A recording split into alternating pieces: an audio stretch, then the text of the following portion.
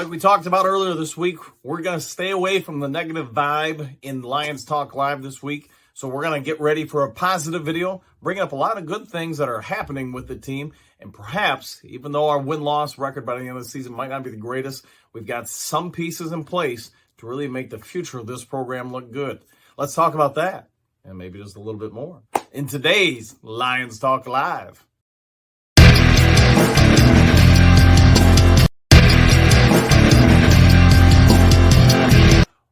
Well, greetings and salutations to everybody out there in YouTube land. I am your host, once again, Dan Thornton, leader of the Galactic Empire. I just wanted to say to everybody, I hope you're having a very good Wednesday. And I want to bring up in today's episode, maybe just a couple things for us to all focus on for the remaining portion of the season. What is this team building around? Was there a plan in place when Brad Holmes came on and said, hey, here's where we are. Here's where we want to be by year 2. Here's where we want to be by year 3. It's easy to find all the negatives in a 1-5 start to the season, but we're going to dive in today and see if we can point out a few positive things. If we can do that, then maybe we'll all feel a little bit better with the process of what's playing out in front of us here today. Let's get into that right now. Well, if we can, just real quickly, before we get into all the positives and things we've worked up here to talk about today, if you're enjoying Lions Talk Live, maybe consider subscribing, telling a friend, leaving a thumbs up. As I'm sure you hear from this video service or other channels you watch, it helps us out greatly. So if you'd be willing to just take a moment from your day and hit the subscribe button, hit the like button, or maybe even throw some thoughts at us down below, it'd be greatly appreciated. One other thing, we're going to do our weekly preview of our game against Miami. That'll be tomorrow on Thursday, so really look forward to that. Okay, let's talk about where the Lions are. As we already said, they're 1-5. Goff went from playing great the start of the season to playing horribly bad the last 2 games. He's had like 50 billion turnovers, whether it be fumbles, interceptions, or whatever. But let's focus on the positives. The positives are this. The once abysmal defense now is playing. Are they in top 10? No, they're not. Are they in the top 15? Probably not.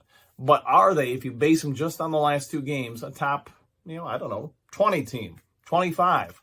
And let's be honest, at the start of the season, the first several games, they were, 35 out of 32 teams. I mean, they were that bad. The JV teams from the XFL or whatever were coming up and beating our defense.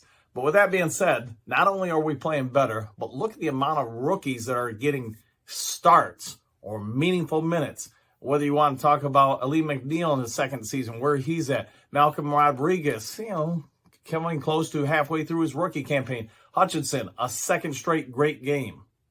Let me rephrase that, not a second straight, but second great game of the season. Then you got, all these other rookies, Joshua Pascal, who's only played 1 game, and look at the rave reviews he's getting. And that's just after 1 game. We can go on and on throughout the rookies that are playing on defense and starting. But let's now dive into something else. Jeff Okudah, once thought of as a cast-off, left for dead, huge bust, whatever it may be. I mean, he just had the best performance when you rate it by tackles and overall grades, especially tackles for a loss, by a cornerback in the NFL as far back as they could track, at least to 1994.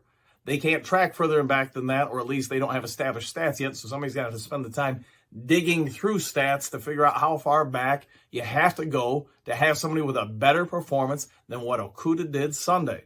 And again, this is a guy that, man, the fan base wanted gone. Everybody was saying, hey, another bust first-round pick. And now the guy, he might not be the number 1 or 5 corner in the league, but is he still considered a bust? Probably not.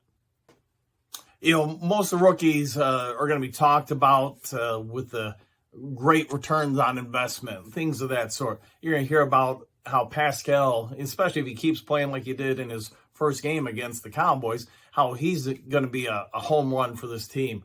Hutch, if he keeps playing like he has this past weekend and then against Washington, great value there. But what about Kirby Joseph? We already know about Malcolm Rodriguez. We don't need to dive into that. You got a starting linebacker who's great against the run, against the pass at this point as a rookie in the 6th round. But talk about Kirby Joseph. Look at what he's done since Tracy Walker went out and the team then eventually put him into the starting lineup.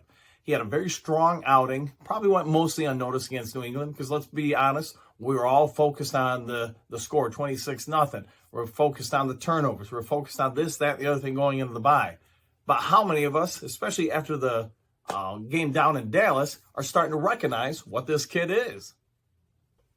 Because the NFL is a copycat league. Everybody's going to do the same man-to-man coverages, press line, and you've heard me talk about it before, until the Lions can prove they can beat it. Will Swift help against that? Absolutely. St. Brown, when he returns, will that help? Sure. Josh Reynolds, when he gets healthy, will that help against press man? Absolutely. Williams, when and if he plays this year, will he help? We don't know until we see him out on the field and the NFL level, but it's every belief I have that he's going to help tremendously and probably pull a double team, as they're going to have to limit him because of his great speed. But right now, the Lions offense is what it is. They've got a cast of characters the last two games as far as wide receivers that reflect the start of the NFL season last year. Goff looked horrible during that stretch, and why? People couldn't get open. Doesn't absolve Goff from some horrible decisions passing the ball, rolling out past his offensive line coverage versus stepping up into the pocket, things of that sort. But when the receivers get better, will Goff's performance probably get better? I'd say probably. Kirby Joseph, I'm sure everybody who watched the Dallas game could say, hey, this kid's got some range. He's got some cover skills. He can hit, and he's a ball hawk. We all wish he would have held on to that interception. Sure, it would have been great. Have an interception, a bunch of tackles, plus a forced fumble, and only your second career NFL start. But think about this. This group, including Joseph, is progressing. They've got some athleticism. We got some better coverage skills. We appear to have at least some pieces of a pass rush now. What are we going to be in a few more games when these guys get experience? Where are we going to be by the end of the season? At the start of the season, think about this. We had the number one offense of all the NFL. We had the worst defense that ever touched an NFL field, apparently. But now that defense is starting to come up some. Has the offense regressed? Yes. I'm sure anybody watching this channel can say, hey, we talked about it. We noticed what New England did and how everybody's going to come after us to copy that and shut down the offense. Now, I'm not going to get into draft talk. We're going to worry about that, months from now. But what I am going to say is, let's, as Lions fans, do this. Let's take out the win-loss record. There's nothing you or I or anybody can do about it. But we got a defense that's trending upwards. I think once the offense gets Swift back and some of the injured players, it's going to trend back upwards. I think you have a coaching staff that's trending upwards. And let's not forget, I bashed on the coaching staff because when you hire people into positions to run the team, to coach, that have never done it before, you have to make certain calls here. Are you going to be patient enough to let them do some on-the-job training? Because if you're going to hire them, you have to be fair to them. You have to say, hey, we understand the team's not going to do this or that, the first two seasons. These guys, just like the players, the coaches need time to develop. Sunday, for all the things that were great or not great about it, we can say this. Were there any controversial coaching decisions? No, there weren't. But continue with the positives. We've talked about some of the rookies and younger players playing on the defense. But now let's talk about that offense. Penei Sewell, at some point, he's probably going to become the left tackle. But as a right tackle, he may be one of the top 2 or 3 right tackles in all the NFL. St. Brown, is he a speed burner? No, he's not. But is he a great fit for this team and great at what he does? Quick in and out moves across the middle, towards the sideline, etc. Yes. Is he going to beat people deep? Probably not, unless there's a schematic, setup there where he's coming off basically a pick or whatever. Whatever it is, though, he's a reason for hope. T.J. Hutchinson, you guys have heard me talk about. Do I think he's great? No. Do I think he's, better than average? Absolutely. But with that being said, we also got Jonah Jackson on the offensive line, a young player just getting better and better. There seems to be a great fit between the defense and the offense as far as ages of players and where they're trending towards. So those are my positive thoughts about the Lions. I know it's never fun watching somebody go through the struggles of growing pains, but I'm telling you this. Well, I would have loved to see us win at Dallas. Didn't happen, but I was I was very, very happy with what I did see out there. The growth of the defense, the growth of many younger players. Goff regressed, yes, I get it. But perhaps when some of those better offensive players return from the sidelines, being injured, get a little bit healthier, perhaps his play will pick up. And it's still my guess that we're going to win somewhere around 6 games this year. Leave some thoughts in the comment section below. I know you're probably frustrated, just like most of us fans, with what the season's doing, but what are your expectations for the rest of the season? What do you think of the rookie class? Talk about Brad Holmes.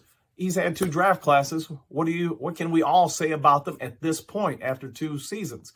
A season and a half almost. But it seems to me we're trending in the right direction, even though it may not be fun going through this season.